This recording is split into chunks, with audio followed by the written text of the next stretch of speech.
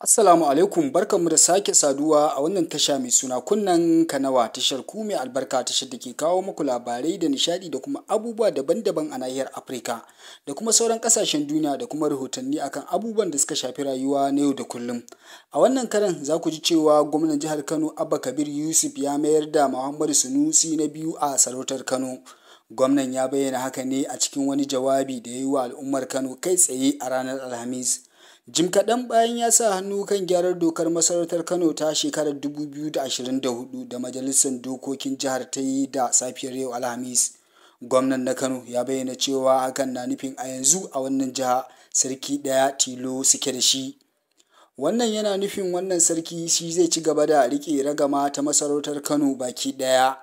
A cewar gwamnan Abba a jawabin da aka watsa kai tsaye ta kafofin watsa labarai na Kano da kuma shafukan sada zumunta. Kowa ya riga ya san cewa bisa wancan dokan ta baya wacce suka rusa suka lalata sarki Muhammadu Sunusi Aminu Sunusi shine sarki a wancan lokacin. Gwamnan ya ƙara da cewa saboda haka bisa canji da aka yi na wannan doka a yau nima na yarda majalisa ta yarda an dawo da mai martaba Malam Sunusi Lamido Aminu Sunusi a wannan kujera ta sarkin Kano.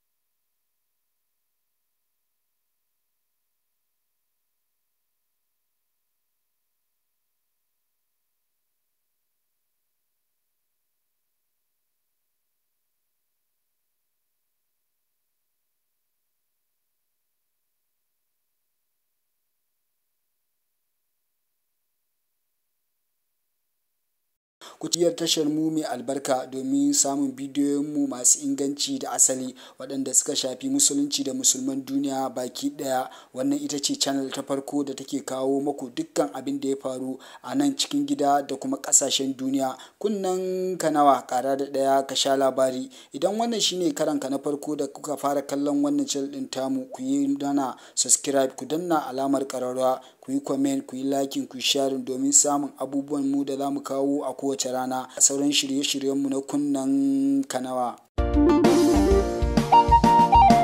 Kunnen kanawa, ƙara ɗaya ka sha labari. Tashar mu na kunnen kanawa ya zarta lamba ɗaya akan yabo zakaran gwajin dafi domin sun ƙware da tabbatar mana da sahihan labarai game da ilmantarwa, faɗakarwa da kuma nishaɗantarwa, kai har da labaran ban al'ajabi domin ci gabar ƙasarmu da duk duniya baki ɗaya. Ai namu ba irin nasu bane. Tashar mu ta kawo da labaran kanzon kurege marasa tushe balle asali. Ku kasance da shirye-shiryen mu a shafukan sada zumuntan mu, a shafin mu na TikTok din mu da kuma tashar YouTube channel din mu mai suna kunnen kanawa.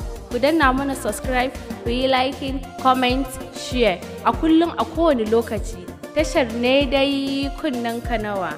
Mun gode.